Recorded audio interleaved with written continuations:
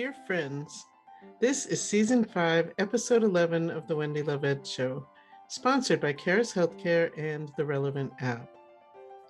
For me, laughter is a tool in my toolbox to fight depression and anxiety. I've always been easy to laugh and took to heart from a young age that laughter is the best medicine. My mom would often say, it's better to be laughing than to be crying. I knew intuitively these were words to live by. I also know that when I share a laugh with someone new, this will be a longtime friend. It's never failed me. I know times are tough for many, and I'm not minimizing that. So here's a piece of advice. Shut off the news and any negative programming, and watch something funny daily for 30 days. You won't regret it. It may even become a habit. Let's talk about laughter and wellness. Love, Wendy. Got music and movies, and friends and medicine. Yeah, is the show for me and you, the one you love to listen to. And ooh, you got your friends, see it through. See, 'cause laughter is medicine too. Said it's medicine too, babe.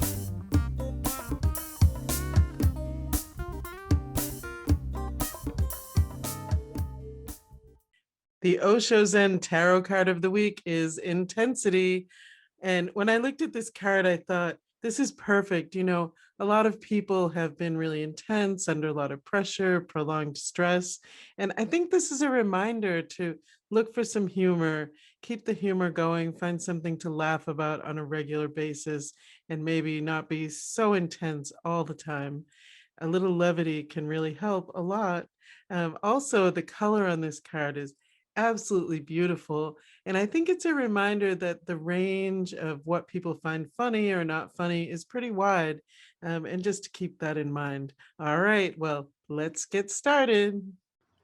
This is the Wendy Love Edge Show, where we don't dispense medical advice and all your health choices are your own. My co-host this week is Robyn Adair. She is a comedian and actress and part of the crew on the Wendy Love Edge Show. Hey, Robyn. Hi, Wendy. Nice to see you. It's been a while. It has. Yeah, I'm always happy to see you. And frequently you make me laugh, which is one of the reasons I thought you'd be great for this episode to co-host, since we're talking about wellness and laughter. Um, so how does laughter play a role in your wellness, or does it play a role, I guess is more the question. Oh, yeah. I think, there's that old adage about you get what you give. And when you give that joy, you're also receiving it, Mm-hmm. So being a comedian, you're giving, delivering words that make people laugh and elevate their mood a little bit. And then you receive at the same time, don't you? I like that, delivering humor. Mm-hmm. Delivering. Yeah. Well, you are. That's fun. Yeah. So I think it must bring you something that keeps you coming back to deliver more, so to speak. Whether it's feeding your soul, or how would you describe what the laughter and bringing laughter to people, what does that do for you? It's thrilling for me. It's just my whole life since kindergarten, being on stage and making people laugh has been therapeutic. There's probably something about the vibrations along with your vibrations, laughing out and then laughing in. Mm-hmm. There's nothing else like it. It's what I live for. That's wonderful. It's great when you find what you live for too, I think. Exactly. Yeah. So you kind of knew in kindergarten that you enjoyed that kind of exchange. Oh yeah, I couldn't get enough of it. I just stood there with that sign until the teacher made me get off the stage. Oh, So it was like school plays and that kind of thing, or talent yeah, that's where it shows. started. Yeah, that's where it Then it all just kind started. of went into community theater and then just tried everything. I thought if I haven't done it on stage yet, I want to do it. And if it's funny, I'll go for it. Nice, nice. Yeah, well, that's cool. So what other things have you done besides comedy? Oh, like doing all the Shakespeare and those rounds on the stage. Uh-huh. They got boring for me after a moment. And then I tried dancing and then tried serious acting for a minute, but then it's just, it just didn't bring me the same joy. And Mhm. then sang again, tried like rock band kind of thing. And that's fun. But then I tried comedy on a whim and it's been the most fun I've ever had on stage. Nice. It's so free. Hmm. There's not that first note when you're singing, it's really heavy. You gotta nail that first note. Right. So is it the same with comedy? You have to nail the first Oh, joke. you can well, yeah, you better nail the first joke. But if you crack when you first speak, it's funnier. Oh. More mistakes, the funnier. Especially if Right. you can laugh them off, Right. Right. Yeah. Well, learning to be able to laugh at yourself, I think, shows maturity. A lot of people can't really get there. Um, I don't know. What are your thoughts about that? I've constantly laugh at myself. I've never been able to take myself completely seriously. It's Mhm. what's the point? Right. And, Yeah. Well, the point is it causes more anxiety and, yeah, self well, criticism, judgment, all that, right? But yeah, it's good if you can move away from that and really learn to just laugh at yourself, because life is long if you're not laughing. you know but that's a long time to be fussy and depressed about yourself. right, Yeah. for sure. Well, coming up next, I'll be speaking with Alice Mannion about the physiology behind laughter and what it can do for your body.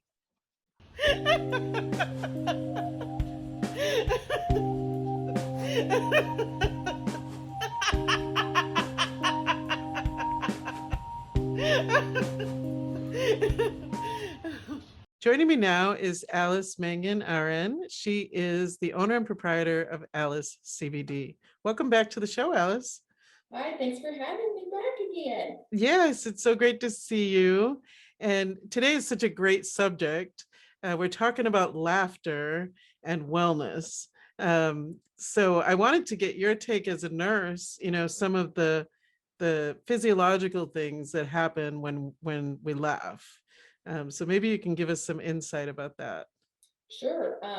Well, we know that just on the act of laughing, things take place in the body, especially when it's a belly laugh. Our diaphragm spasms, our heart contracts faster, our heart rate goes up. It actually raises our blood pressure just a little bit.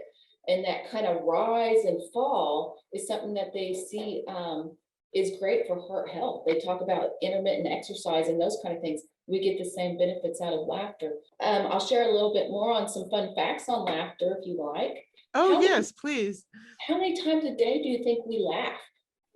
How many times? So I think it's different for everyone.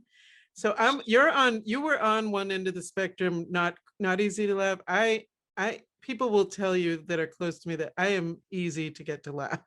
You look like you're trying to hold it back, just telling us. Just telling you, right? So if I think about myself, I'd have to guess, I don't know, 20 times a day I start laughing. I don't know. Good. But what's the average? I'd like to know that.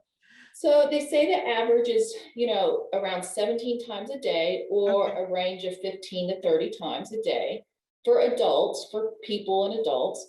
But they go look at kids, especially, that 5, 6, 8 year range, all the way down to infancy. They're laughing all the time. They're laughing 300 times a day, they Wow. count. Yeah. And I What? believe it. So do you think it's life and maturity that reduces it so much for adults, because from 300 to 17 is a big change. It is. So things like stress and things, but go back to the physiology of the brain. They say on PET scans, they actually, when somebody's laughing, they can watch the brain waves take place. Also, what's happening before the age of 6 and 7 is a lot of theta and stuff in our children. That's where our imagination is. That's also where we don't quite have everything fit into a perfect little box unless we have somebody telling us, oh, you must act a certain way and quit staring, that's rude, and get all these little boxes to put us in and make us look normal. Actually, I think for our ability to laugh to a certain point shuts it down. So in those theta waves, I think things are a little bit more fluid. That's kind of where we daydream and stuff like that. I think it might be easier to laugh in those stages, as well as our chemistry is a little bit different, I bet, when we're younger than after years of stress. Pharmaceuticals, poor diet, all of those things have an impact. Our thoughts definitely have an impact. What do you think about when you're a kid versus what do you think about when you're an adult? A kid's horrible, awful, rotten end of the world is so-and-so is not going to sit by him at lunch anymore. And not that I'm downplaying that, but that's a different type of stressor compared to what we go through. Do you think people can be retaught to find more humor and laugh more? Absolutely. Case in point, I think I was. I mean, and maybe I wasn't necessarily retaught, but I think having the right molecules, no different than if you want a chemical, response or feedback. If you don't have the right chemicals kind of giving you that feedback, then, some things maybe don't click. Also, some other things that happen as we age or, through life can be things like strokes or neurodegeneration. So people who have MS like myself or some of these other neurological issues, especially traumatic brain injury and stuff, we see that there's a lot of areas of the brain that is responsible for humor and for laughing. Kids will laugh at anything. They'll make a joke and it's not even funny and they're gonna laugh. And guess what? We usually laugh with them. Again, that social obligatory laugh. My grandson is not even, before he was even 2 years old, he just learned that everybody loved it when he would even pretend to laugh. If he didn't know what it was funny, he'd just, everybody'd laugh. And then he'd start laughing again, maybe for real. We can actually stimulate that in our own body, no different than working a muscle. We can do what's called simulated laughing. And they believe that, 100 laughs equal 15 minutes of exercise. Wow. If you do it, very belly full and stuff. So we can do that simulation. The cool thing about our frontal lobe, which is an area responsible for social and interaction and emotions, our frontal lobe also is responsible for not realizing what's real and what's not real. So if we laugh long enough, or if you kind of made yourself pretend to laugh, and then you hear someone laugh, and then you pretend to laugh a little bit, before long, you just get into the cycle and you're really laughing. Especially when we hear some of the laughs where it's a snort or a grunt or whatever's coming from our diaphragm is what we're going to hear. And that's, it's cool that that it's equal to exercise for the body, because I think it seems like there's just so many benefits, from the uplifting effect to using that diaphragm, using the muscles, relaxing. I know, like, if I have a really good laugh, I feel like I can feel myself after a laugh just leaning into the couch or the chair and just That's your oxytocin release after your heart swells and pumps and pushes. That's kind of your let down or release, just like when we have our children and stuff. So let's talk about cannabis, because I have to say, even though I am an easy laugh, I guess, I don't know how to put it right, with cannabis it's even easier. It just it is even easier. It just adds like more levity to different situations. there's been times even when I'm laughing and I don't really want to be laughing. It's kind of a side effect of the medicine, you know. Don't act high, don't act high. Right? Yes, don't do it. But physiologically, there must be a reason why it's A creating. few, a few. So when I talk about different structures in the brain and we talk about the frontal lobe being involved in emotions and stuff, in the left side of our brain and in the limbic system, you know, that's kind of our fight or flight, but also on the left side is where we process speech. So we have to process the speech. We have to take in all parts of the sentence structure. Then over on the right side, we kind of assimilate it and we extract humor from it, or we analyze, is this humorous or not humorous?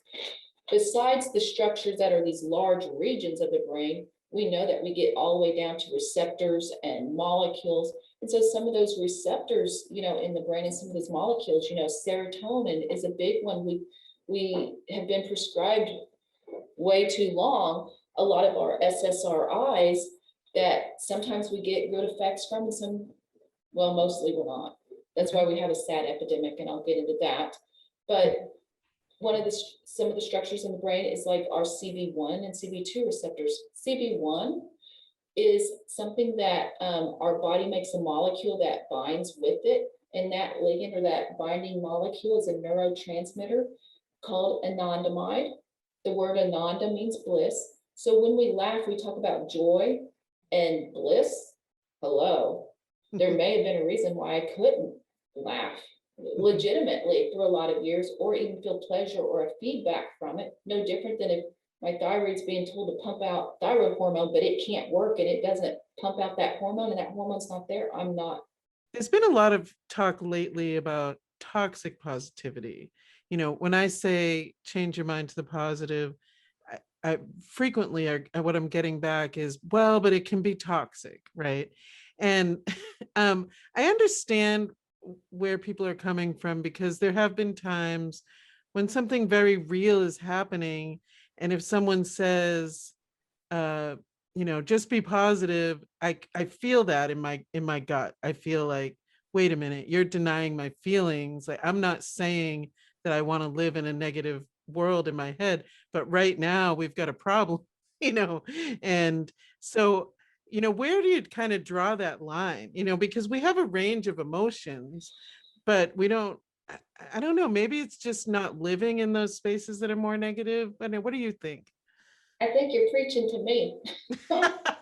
because I am trying to balance negative thoughts and positive thoughts. And I don't want to be Pollyanna and be like, oh, everything's going to be fine. Right, oh, exactly. Flowers, we're all just going to be fine. Right. We do have times that we have to talk about some heavy stuff, Mm-hmm. but we have those friends or those people in our life, and you have to get very good at setting boundaries. Not everybody wants to be a therapist. Right. And if you have or should be, right? Or should be, right. So sometimes, you know, we have to allow a space where we can be real with our feelings, and not that we don't have real feelings all through the day, but if we're just carrying and throwing negativity, throwing our negative baggage on people, it gets exhausting. Mm-hmm. And sometimes it's not good to leave those people where they are. Right. You know, sometimes they don't realize that, you know, yes, this is going on, this is going on. So we say, but if it's true, and I was guilty of that. Well, this is true, and this is true, and this is true. But other things are true too. Things like the grass is so green and lush and soft under my toes today. The trees are providing such beautiful shade, and I love looking up through them, or whatever we can find to find some positive, not because we're ignoring the other, but sometimes we have to realize that momentum gathers, focus goes, energy flows where focus goes. So if you keep giving energy to that, we're going to grow more of it. Right. So we have to sometimes decompress, look at some positive things, and then come work on or allow for solutions to rise in those positive times. You know, it's hard to think of a positive solution if you're stuck in that mess. And anything you think about more than 17 seconds gets more thoughts like it to come with it. You cannot be in problem solving mode in stress mode. that is time for fight or flight. So if all you do is keep re-spewing negative, you're never getting into a solution finding mode. And I'm trying to find balance, because I have to tell people, I'm not here to be your therapist. Or if you want to pay me, Right, to sit and right, just right. complain about your kids, your dog, your neighbors, I'll do that. But that's your time that you're paying for, you Right. know? Right. Well, I think that you laid that out pretty well. And maybe we can think about laughter as a healing modality, you know, because all of the benefits that you listed and that we've talked about, you know, if you can take a minute and learn to make yourself laugh so that you can get those benefits, maybe there'll be more clarity at that point, you know. So I think looking at it that way can be just a really healthy tool in your tool bag. Yeah, and so not Pollyanna, everything's fine, but knowing where you need your breaks at, I think. Which For sure. I'm gonna go try some laughter yoga or whatever. I've been talking about it for several months since I was getting ready to go to and went out to my yoga retreat.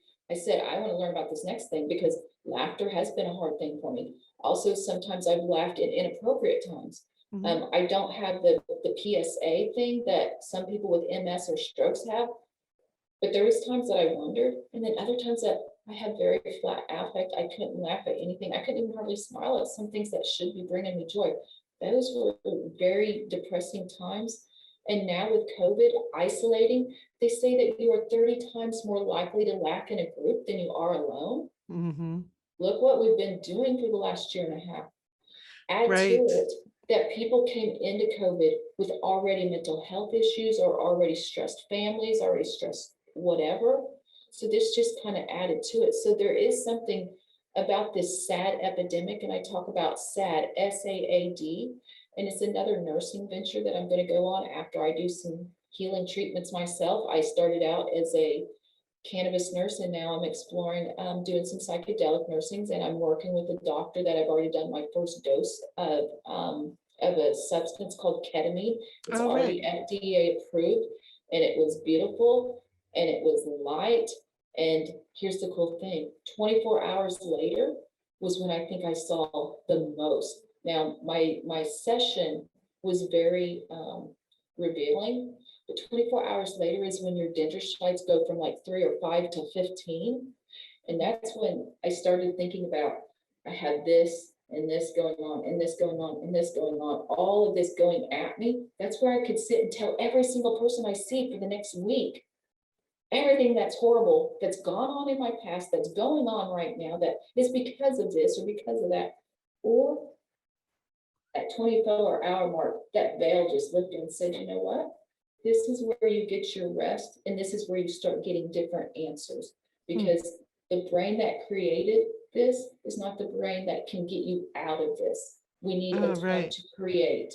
And so that reprieve was really nice. Plus I had great pain control up until 11 o'clock that night. And so rewiring some pain issues that I got after my last COVID round before we could get vaccines. There's so much, and there's so many options now that are developing for this very thing that you're talking about, whether it's you know, depression, results of PTSD, chronic illness. Thankfully, nurses like you, physicians, scientists are looking at these other options. And we see so much with, you know, with plant medicine, psychedelics, so many avenues to help people to cross that bridge and find their life to be a little lighter and happier and less stressful. Well, Alice, I'm so happy to hear about your new journey personally. And I know that you'll share that with everyone, what you learn. And I can't wait to learn more. We're coming to the end of this interview. So where can people get in touch with you and learn more about your products and connect with you? You can come see us in person. We have 2 locations, one north of Atwoods in Webb City, Missouri, one south of the Petro in Joplin, Missouri. Also, our website is www.alicecbd.com, or find us on Facebook, CBD Help by Alice CBD. It's a group, it's private, come join. Wonderful. Thanks again for being here. Joining me now is Cynthia Paris. She is a mental health and wellness professional, and she was trained by the founder of Laughter Yoga, Dr. Madan Kataria. Together, they founded Laughter USA, the first nonprofit encouraging laughers in North America. Welcome to the show. Hi, thank you, Wendy. I love that, encouraging laughers. Could you have a better mission statement? Encouraging laughers. I don't think you can. I think it's perfect. So you have been working in mental health and wellness for a long time and doing trainings. What kind of brought you to adding laughter yoga to your practice in such a big way, really? Yeah. Well, had been doing mental health and wellness and training for maybe about 20 years or more when I heard about laughter yoga. And now that's been 10, 15 years. So I'm kind of aging myself. But when I first heard about it, I thought, well, what is going on? I know yoga and I know laughter, but I hadn't really heard much about laughter yoga. And it just, the concept of it sounded great. So I went to a training and I got trained. And then I just really fell in love with what it did for me personally, having the ability to laugh without having to have a reason. And so for me, that really spoke to me. And I actually originally trained with Dr. Kataria for more of my own benefit as a mental health provider. You know, when we're out there helping people that have mental illness, or we're doing trainings in the corporate world, you know, we have to be on our best. You know, we have to look our happiest. We have to be energetic, and you know, we're human, and things can go awry. And so that was really what drew me to it, was developing my own ability to stay resilient. And then I found that it worked really great with patients and with participants in my programs too. So that was excellent. really it's, you know, when you find something personally that works, especially if you've been in a field for a long time, I think it's really hard to kind of keep quiet about it and not grab on and say, I want this for everyone, you know. You're so right about that. You know, I'm trained in therapy work where we are experiential therapists. So that's like recreational, dance, music, art, Wonderful. all these things. And so laughter yoga really fit really well with it. But I must confess, initially when I was trained, it was not an acceptable route to use laughter yoga as a scientifically based piece of therapy. But now in the 10 or 15 years since then, there's been research everywhere, all around the world. And so now it's more accepted in the community. Well, you're a pioneer, you know, you found something that was helpful to you and brought it to the people who it can also benefit. And now it's getting bigger. So for our listeners and viewers, exactly what is laughter yoga? Yeah, good question. You know, it's not exactly yoga the way we imagine yoga here in the States. And it's not exactly laughter. You know, here we're usually used to comedy causing us to laugh, whether it's a movie or a comedian. This is a little bit different. We choose to laugh. And then we combine that with yogic breathing. So it's just a combination of laughter. I like to do the little hand motion. It's laughter combined with yogic breathing, and it gives us a centered place of laughter yoga. So the way it works is a leader, someone who's trained in laughter yoga and laughter principles, will lead the group. And we do movements and breathing exercises and all kinds of silly playfulness too.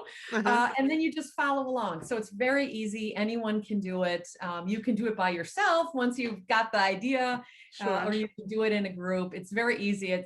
I've been thrilled to be able to offer it on Zoom during the pandemic. I bet it's been really helpful to people at this time, you know. It's been really, when the pandemic first hit us over a year and a half ago, I'm connected with laughter yoga trainers and leaders all over the world and all over the country. And everyone was kind of sad because laughter yoga we do in person, and there's a lot of physical connection. And so another leader said, well, I'm just going to do it on Zoom. And I thought, I don't know. I've been doing it on Zoom now with people from around the world for this Wonderful. entire pandemic. Uh-huh. And it's been fantastic. I bet you've really helped lift people up. That is such a hard time, you know. They probably look forward to those sessions. I'm sure. I'm sure. You know, and even our laughter professionals, I've been so happy to connect with our professionals. In the past, we would mainly connect when there's a conference or a training or something like that. And some of the friends that I hadn't seen since there was an international conference, we now connect on Zoom, sometimes once a week, sometimes more than that, sometimes every day. So it's been great. Yeah, there's more connection in some ways, right? There is. Yeah. I think during this pandemic, so many people are in their house and everybody is used to doing what you and I are doing right now, which is Zoom. And so in a way, I think we have more connection with less connection physically, if that makes sense. Right. We're all learning how that works, and in some ways it is really positive. And I think you found a way to still reach people and help them and keep them laughing when, let's face it, if we're not laughing, we're crying, right? So why not? Yeah. So I was reading an article from the Mayo Clinic, and they were talking about how laughter increases circulation. And I was just thinking about, on the wellness side, how you might see somebody progress when other things didn't really work. Have you seen any of that? Yeah, quite a bit. When we laugh, it is actually, strangely, the fastest way to oxygenate your blood. And so the way I describe it, it's like when you're really laughing, like just really doing it. It's a lot like doing a yawn. And we know that when you do a yawn, it really gets a lot of oxygen in very quickly. And so laughter does that for us. And when you get oxygen in really quickly into the bloodstream, it actually helps our circulation and we feel good. And there are so many benefits once we get that oxygen flowing. Now, you get the most benefits if you do 10 to 15 minutes of sustained laughter, which can be really a challenge when you're new to it. It's a long time. Wow. Yeah, it's a long time. So when we're first doing laughter yoga, we do it kind of slowly. We take our time and we try to have people build. So you're not going to notice, you might notice benefits on the very first try, but it's going to be difficult to sustain that 20 minutes if you're not used to laughing regularly. Right. So it takes some practice and some time, like most things that really help, right? Exactly. And there's some German research that they were curious now with doing typical midsection or trunk exercises for your abdomens. They were curious, is that better than doing laughter yoga? So what they did is they had side-by-side clinical study, and they found that if you do laughter yoga for 15 to 20 minutes every day, and your friend does like sit-ups or something like that, you have very similar activation of your core muscles at the end of the 6-week period, which was really thrilling for me because I hate to do a regular exercise of my midsection. So sure, it's not a lot of fun, that's for sure. This sounds so much better. Yeah, doesn't it? Just laughing, it's so much better. And actually, personally, during the pandemic about a year ago, I had a severe seizure, which was more like a mini stroke. And so I've actually been wheelchair bound for about a year. And hopefully it's temporary. But one of the things that I found is I can't get the same activation of my core muscles. But when I'm doing laughter, my muscles are still getting some exercise. And so even my physical therapist has said, I don't know if you would be in the same condition if you weren't laughing every day. You weren't laughing, right? How great. Yeah. Well, I used to be an occupational therapist, and I wish that we had this modality, because we looked as an OT, like the work that you do, we're always looking for creative ways to help people find something that they really love, so that they can use that to get better, and I think laughter is just one of those things that really could be helpful, and you're showing it, for sure. It's really kind of silly. And so before the pandemic and before I was struggling with my health, I would do laughter yoga in senior homes and in places where people had limited mobility. And at first people look at me kind of like, what, I don't know about this. But as soon as they get laughing, people really get moving. We do little stretching things. Sure. And I always try to come up with something playful and silly to keep people interested. And generally most people can get a little bit active even if they're staying seated the whole time. And Yes, so I really, sounds like it. And what an inspiration you are to, you're going through your own health crisis initially, I'm sure, and using, it's kind of like really walking the walk, right? Well, I have had health problems for probably about 5 or 6 years, and Dr. Kataria and I have done some conferences together and things, and he was always on me to show my struggles. And of course, as a professional, I always wanted to look really good, and I would never show my struggles. So coincidentally, about a couple of months before the pandemic started, I started making little videos of like real situations. So if I was going in for an MRI, or I have a blood disorder, so I get IV treatments. So I started videoing what I actually do. And tell you the truth, sometimes in the most horrible medical things I've had to happen, sometimes I just giggle, and the nurses and the doctors will giggle with me, and it actually relaxes me. So I videoed some of that right before the pandemic, and I found that being more honest about my health is actually, I think, benefited more people, because people have an assumption that if you're smiling and your hair is kind of combed, although I'll admit during the pandemic it usually isn't. People kind of assume that everything is perfect, and we all struggle. We all have health issues and struggles in our own life. Right, for sure. I agree with you. I think when we show the struggles, people can relate, and they can see that you're still carrying on and using the tools that you've been giving to them, So how wonderful. Thank you so much for doing that. Let's tell our listeners and viewers where they can find you and the nonprofit as well. Sure. I have been using during this pandemic Laughing with Cynthia, and I now have laughingwithcynthia.com. Excellent. And so that's an easy place to find me. I have laughingwithcynthia@gmail if you want to send me a message. Or you can also go, we have the nonprofit, which is called Laughter Yoga USA.org. And so if you go there, you can find some information. We occasionally will do Zoom conferences and Zoom events. And before the pandemic, we were doing at least once a year something in person. And very often Dr. Kataria would fly in from India to join us. Excellent. So any kind of events like that. And I do offer some free laughter yoga sessions on Zoom. So if people reach out to me at my website, laughingwithcynthia.com, I can send them information of how to try it out for free. Excellent. What a great service that is. Yeah. Thank you so much for joining me, Cynthia. Thank you for having me, Wendy.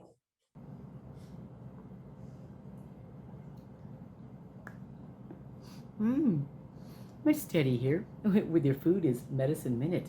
You caught me in the middle of a cup of decaf coffee with cocoa powder, cinnamon, and vanilla mixed in with this, and enjoying a piece of dark chocolate. I love these two because we are talking about laughter as medicine, and dark chocolate releases molecules that help you feel pleasure. And coffee actually stimulates the neurotransmitters that release serotonin. And serotonin is what makes everybody laugh. And laughter is just wonderful medicine. So for more information on Food is Medicine, please feel free to contact Miss Teddy at Learn from Miss Teddy on Facebook. Bye.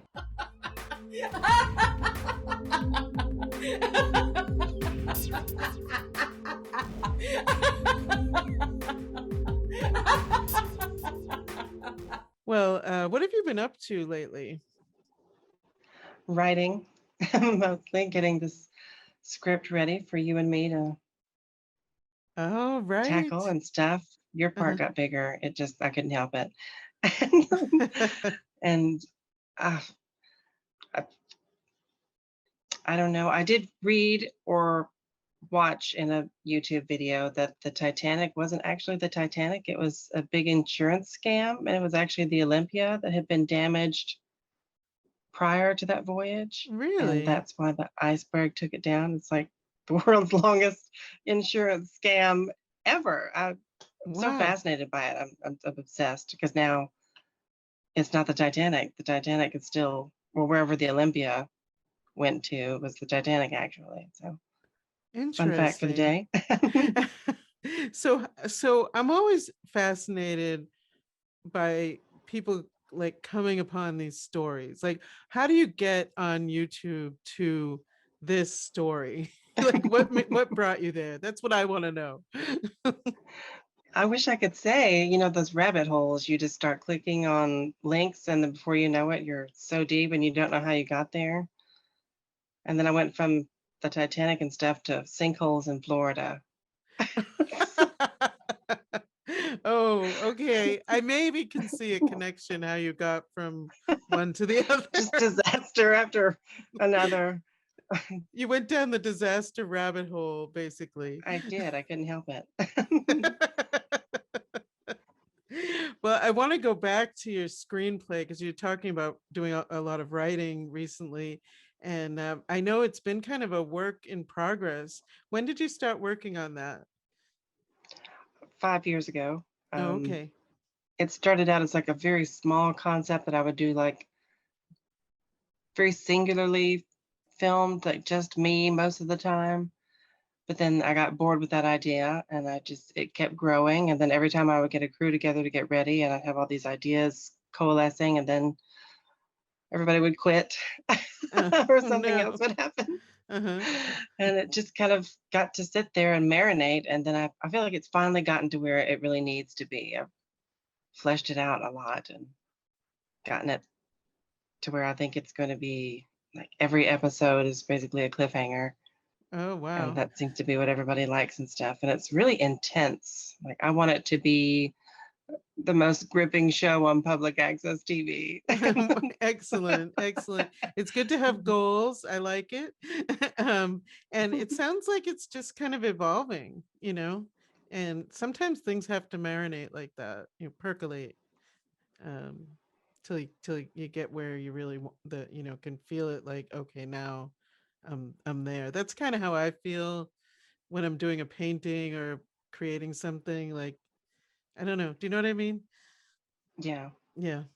You So. know when it's ready. Although with painting, if I don't give it away, I will fix it forever. Oh, it's never finished. Never. I can't stop. Because I go, oh, this would look pretty if I do. That's why I don't have tattoos because I'd want to start rearranging them and stuff. Well, at least you know yourself. That's important. Exactly. Yeah. Well, coming up next, we've got Dr. Nickel, who's going to pair cannabis strain with our musical guest. I'm Dr. Brian Nickel, your cannabis expert for CannabisExpertMD.com, with a music and cannabis pairing for the Wendy Love Edge Show. Wendy's musical guest this week is Soul Shot. They're a reggae ska band from New England. They formed in 2003 and recorded their very first album in 2005 on old school quarter-inch analog tape. 3 more albums follow. Just this year, Liars and Thieves was released. They've got a lot of live performance chops, of course, performing extensively in New England, as well as festivals in Jamaica. They have backed legendary reggae and ska performers over time. The band consists of Davey Dread Toronto, he plays bass. Rob Ligori, he is on alto sax. Mark Birney is on the trumpet. Tom O'Brien plays guitar and also sings vocals. Ryder McCoy is on the keyboards. Chris Jackson is the drummer. And Zeke Carlson, he's the percussionist for this band. I listened to their track Who Better. It's a classic kind of a reggae tune. Starts out with the fine brass section and is quickly followed by the whole band jumping in for full-blown reggae. It's an optimistic song about having faith in ourselves and Jah and not those who try to deceive us. For this, I was seeking a fun, energizing strain to get you up and skanking with the crowd. I selected, based on the cannabinoid terpene profiles available to me as I always do, Natural State Medicinal's Cookies and Cream strain. It's a potent strain at 25% total THC, just a little bit of trace CBD. Looking at the terpene profile as we always do, it's respectable 0.74%. Interesting in the fact that it is pinene dominant at 0.23%, with beta-caryophyllene, humulene, and linalool all tied at around 0.15%, with just a little showing of limonene at 0.05%. Cookies and cream should give you a decidedly sativa-like head buzz. The high THC combined with the pinene should give you some focus and energy. The beta-caryophyllene, humulene, and linalool will take a little bit of an edge off that sativa-like effect. However, if you have high anxiety or are prone to this, or you have PTSD with panic attacks, this could precipitate worse symptoms for you, and it should probably be best avoided. Cookies and cream. Who better to go with Soul Shot, as they're really both Irie. For more information on all things medical cannabis, check us out at cannabisexpertmd.com. We're also available on YouTube, Instagram, Facebook, and Twitter under Cannabis Expert MD. And now I present to you Soul Shot with Who Better.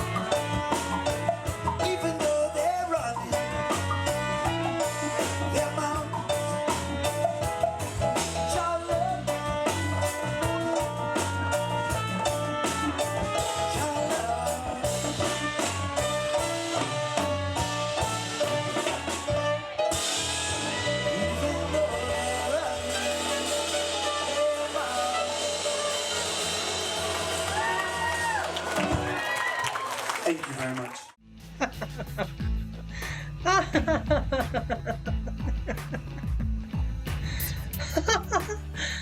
Oh.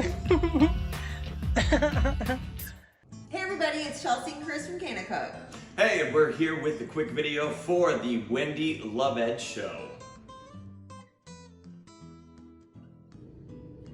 For this recipe, you will need a double broiler, candy molds. We got these off of Amazon. You can also get them at Target, Walmart, or Hobby Lobby. Melting chocolate. Today I'm going to be doing 2 cups of melting chocolate. There's 2 cups per bag in this Ghirardelli. We've tried a ton of different melting chocolates, and this is by far the very, very best.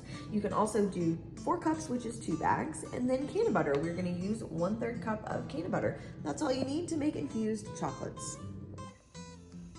First, get your butter measured out and get your water boiling in your double broiler. Once the water is boiling, I'm going to get it turned down to low to medium heat. We've got our water at a nice low boil, so I went on ahead and got it turned down to low heat. Get the top pan on, and now we're going to get our chocolate added in. And we're just gonna stand and let it, and give it a good stir. We're going to keep it over low heat because we don't want the chocolate cooking too fast. I'm gonna let it cook until it's almost lump-free.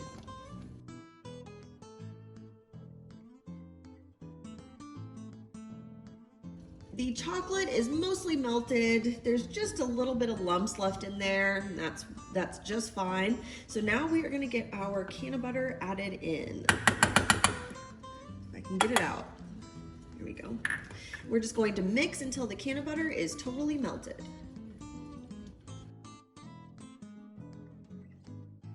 Just waiting for our can of butter to melt. Be sure to keep it over low to medium heat while you're making chocolates. You don't want it cooking too quick or it's gonna get all gunky.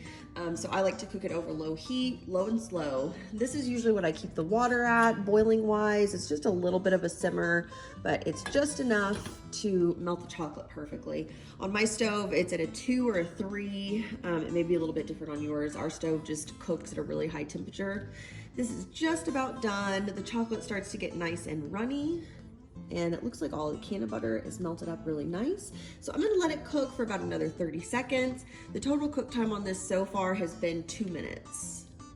This can get a little bit messy when you're pouring, so you may want to put a towel or paper towels down if you are worried about making a big mess. So now we're just gonna get this into the molds.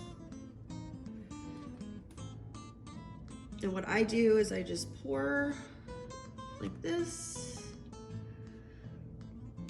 and then I just spread the chocolate around.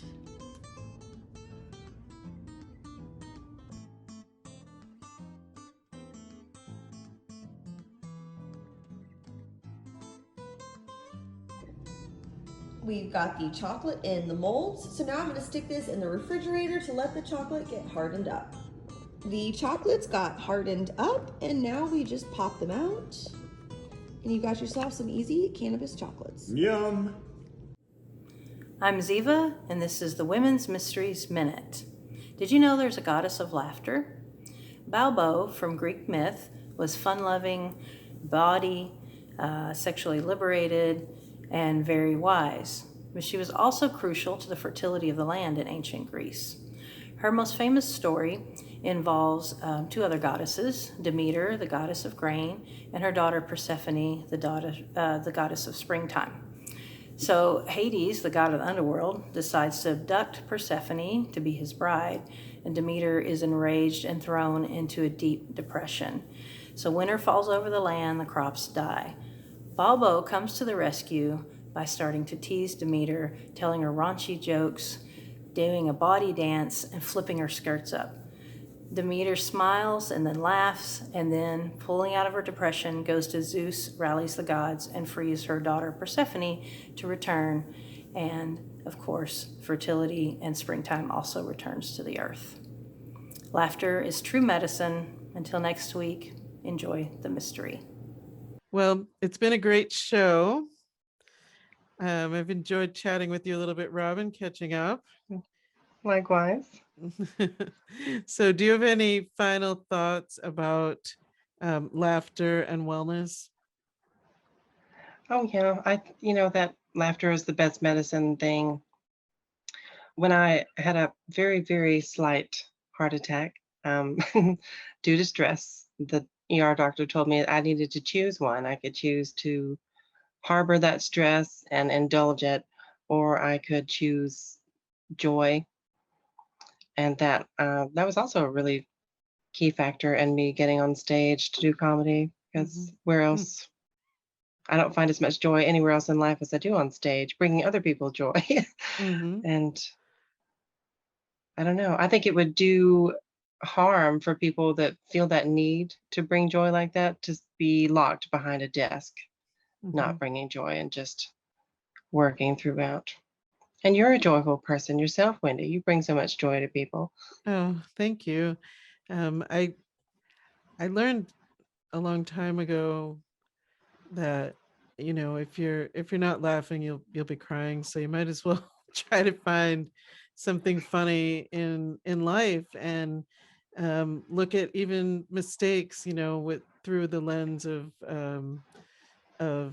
humor rather than criticism, you know, because life is really funny when when you come down to it. Like, if you just think about Yeah. the human body, the human condition, all of it, you know, it's there's a lot of humor there, you know.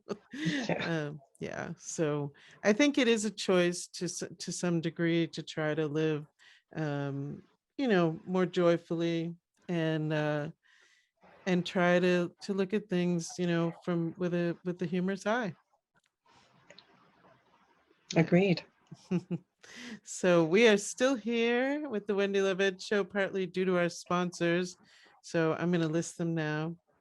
The Relevant app, Caris Healthcare, 131 Inclusion Gallery, Purely Naturals CBD, Highlands Residential Mortgage, Lit Premium Smoking Supplies, Alice CBD, Uptown Kitchen and Tap House, and Country Dock Walk-In and Wellness. Well, once again, great chatting with you, Robyn. Great chatting with you, Wendy. I'll catch up with you again soon. I hope everybody has a great week. Bye. Bye.